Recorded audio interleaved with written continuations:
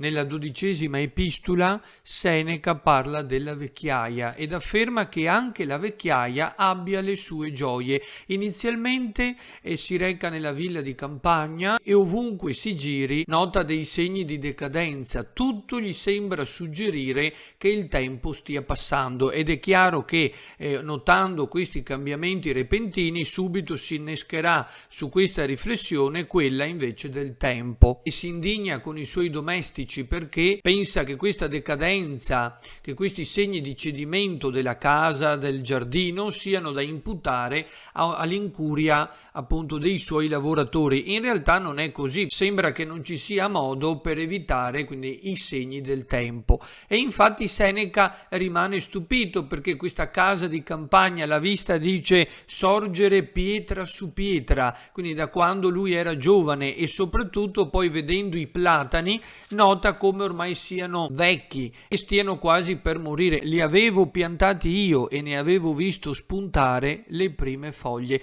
Poi si gira e sulla porta d'ingresso vede un vecchio decrepito, addirittura lo scambia per un cadavere. Ovviamente qui Seneca è ironico, però parlando con un suo domestico dice: dove l'hai trovato? Che gusto hai avuto a portar qui il cadavere di un estraneo? Chi è questo vecchio decrepito che si è posto davanti alla soglia di casa? Il tale in questione è Felicione, è il figlio del fattore, una persona che conosce molto bene, che serve la sua famiglia da decenni, eppure Seneca finge di non riconoscerlo. A Roma c'era l'usanza di esporre i defunti con il volto rivolto verso l'esterno, quindi in realtà qui lui sta citando anche un'antica usanza romana, perché sembra veramente un morto, cioè questa persona che conosce da così tanto tempo non sembra neanche più lei, quindi è irriconoscibile, proprio perché dappertutto nota i segni del tempo, quindi questo tempo che fugge, no? Tempus fugit, e che sembra non aspettare nessuno. E da qui si innesca tutta la riflessione sul tempo. Ma che cos'è in fondo il tempo? Come diceva Eraclito, perché qui Seneca cita anche il filosofo, unus dies par omni est.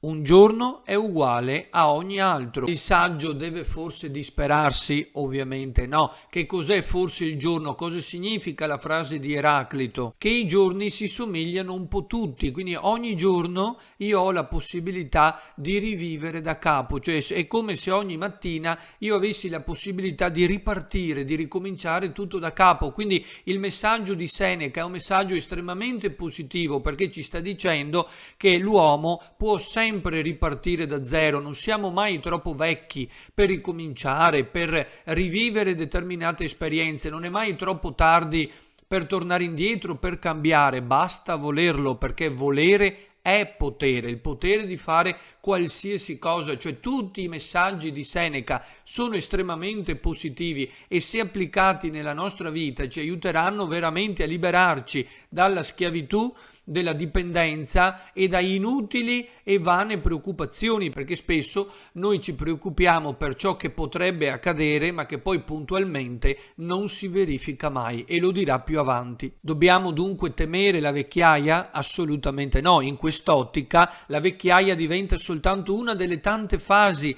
della nostra vita, può essere suddivisa in tanti gruppi, in tante categorie, microcosmi, in microvite ulteriori, ed ogni fase ha le sue gioie e i suoi dolori e ogni volta noi possiamo gustare qualcosa. Ogni periodo ha le sue esperienze, c'è un tempo per ogni cosa. È chiaro, quando io perdo qualcosa è difficile poi recuperarla, però possiamo sempre ripartire, è sempre un messaggio positivo. C'è un'altra riflessione ancora più sottile: e accogliamola di buon grado la vecchiaia e amiamola, può dare tanta gioia a chi sa goderne. Gli ultimi frutti dell'albero sono i più saporosi. È molto bella la fanciullezza quando volge al suo termine. L'uomo è mortale, sa che deve morire, per questo scrive, per lasciare un'impronta di sé nella vita. Però se fossimo immortali probabilmente non gusteremo più ogni singolo istante, non avremo più il carpe diem, il cogliere l'attimo, che non significa, lo ripeterò fino allo sfinimento,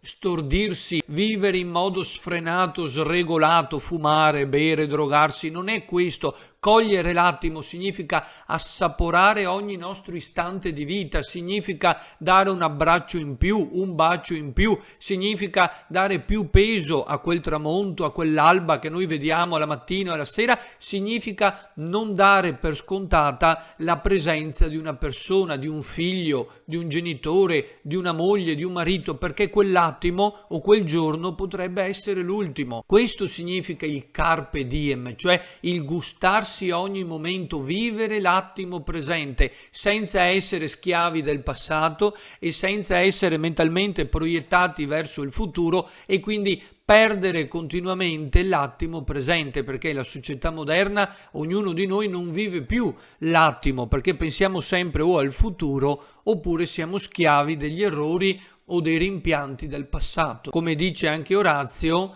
rapiamus amici occasionem de die, cioè rapiamus, proprio rubiamo, catturiamo l'occasione, cioè il momento dal giorno. Ed ecco che in quest'ottica la morte non mi spaventa più, perché è soltanto un momento, un passaggio, è un'altra fase della vita, come disse appunto Epicuro: quando c'è lei non ci sono più io, quando ci sono io lei non c'è più, e quindi non ho assolutamente nulla da temere. Anche l'ultima fase della nostra vita avrà i suoi piaceri. Fa anche un'ulteriore riflessione: tutti dovrebbero rapire l'occasione de die, proprio perché per tutti ogni giorno potrebbe essere l'ultimo, anche per il giovane, perché la morte, dice, sta davanti agli occhi sia del giovane che del vecchio, perché non veniamo chiamati alla morte secondo le tavole del censimento, cioè non è che si muore in base all'ordine di nascita, quindi prima i vecchi e poi i giovani. Tutti possiamo morire ogni giorno. E poi dice, questa è molto bella: nemo tam senex est, quindi nessuno è tanto vecchio, ut improbe unum diem speret, che non possa ripromettersi almeno un giorno di vita. Cioè tutti possiamo veramente gustarci e assaporare questa vita che sembra sfuggirci però di mano. Poi c'è un exemplum in negativo però. Pacuvio, un governatore della Siria sotto l'imperatore Tiberio, dice che Pacuvio aveva l'abitudine di farsi le esequie durante le sue gozzoviglie. Ecco, questo invece non assapora il momento, perché questo si abbandonava alle gozzoviglie, quindi era un divertimento sfrenato, era stordimento, però aveva l'abitudine, ovviamente scherzosa, proprio così in maniera anche sarcastica, quasi per deridere ed esorcizzare il momento della morte come gesto scaramantico, quello di farsi fare le esequie ogni sera in cui dava una festa, cioè si faceva trasportare a letto dai suoi amici. Dopo il pasto si faceva portare nella stanza da letto, mentre tra il plauso dei suoi amasi veniva cantato il ritornello. Cosa gli cantavano? Egli fu, or non è più. Da questo exemplum negativo Seneca ricava invece un modello in positivo. Dice: se Pacuvio faceva questo come gesto scaramantico, noi invece dovremmo farlo tutte le sere, fare questa autoanalisi. Ognuno di noi dovrebbe ricordare a se stesso quanto segue prima di dormire: vixi e quem dederat cursum fortuna peregi. Ho vissuto e ho percorso la vita assegnatami, datami dalla sorte. Questa frase, tra l'altro, quindi ci aiuta, perché chiaramente ci fa capire che ogni giorno in realtà noi abbiamo vissuto. Se siamo veramente saggi non sprecheremo neanche un istante del nostro tempo, ed è come se lui ci stesse dicendo che ogni sera potrebbe essere l'ultima, cioè ogni giorno significa chiudere un periodo della nostra vita. È come se ogni giorno fosse un atto della nostra vita, ogni sera cala il sipario e non è detto che si alzi la mattina successiva. Quindi se noi andiamo a letto con questa consapevolezza saremo anche più sereni, più felici, più tranquilli. Questo è un momento solenne, perché la citazione è tratta da Virgilio. Queste sono parole messe in bocca a Didone prima del suo suicidio, quindi è veramente tono solenne per evidenziare l'importanza del messaggio. Come conclude: è davvero un uomo felice e ha il pieno dominio di sé colui che aspetta l'indomani senza trepidazione. Chiunque può dire ho vissuto, si alzerà l'indomani per guadagnare una nuova giornata. Cioè non dobbiamo mai vivere nell'ansia del futuro, e poi ne parlerà nella lettera successiva. Il vero saggio non si preoccupa del futuro, perché se io vivo ogni giorno con l'ansia di tutto quello che avverrà il giorno seguente, ecco che di nuovo sono schiavo di ciò che è esterno a me, soprattutto di imprevisti, di rovesci della fortuna, quindi di cambiamenti inattesi su cui non ho alcuna autorità perché siamo impotenti. Perciò preoccuparsene è inutile, basterà adattarsi quando mi si presenteranno davanti. Come dice anche Cristo nella Bibbia, a ciascun giorno basta la sua pena. Inutile preoccuparsi per ciò che deve ancora venire. Spesso Seneca viene frainteso, insomma è un tema molto delicato, molto importante, quindi bisogna capirlo bene,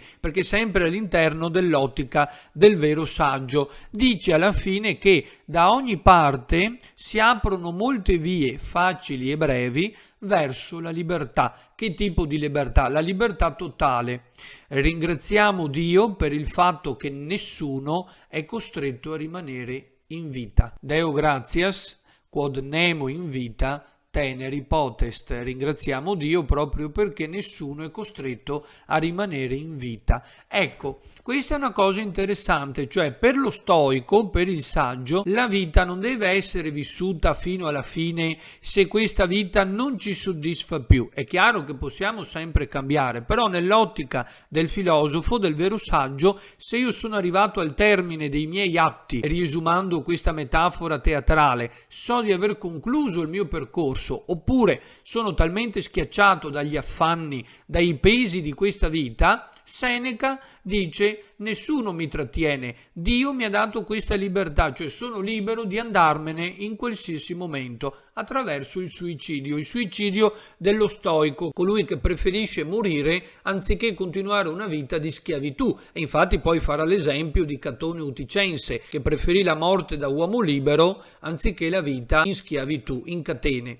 E certo è un tema molto serio, molto delicato, questo non significa che uno si debba suicidare, però è interessante la riflessione, cioè a livello teorico ci fa capire, ecco, che nessuno è trattenuto, cioè che non siamo tenuti a sopportare passivamente quello che ci accade, quindi dobbiamo reagire in qualche modo e trovare la nostra strada. Ma per chiudere sempre in modo positivo, ricordiamoci quello che ci ha lasciato sempre Seneca: ogni giorno può essere una rinascita, una rifioritura, possiamo ripartire da zero e non è mai troppo tardi. Accogliamo anche la vecchiaia, i nostri ultimi giorni di vita, perché c'è più gusto quando la vita sta per finire, perché darò un maggiore valore alle cose. Per il buon bevitore l'ultima coppa è sempre la più prelibata. Addio.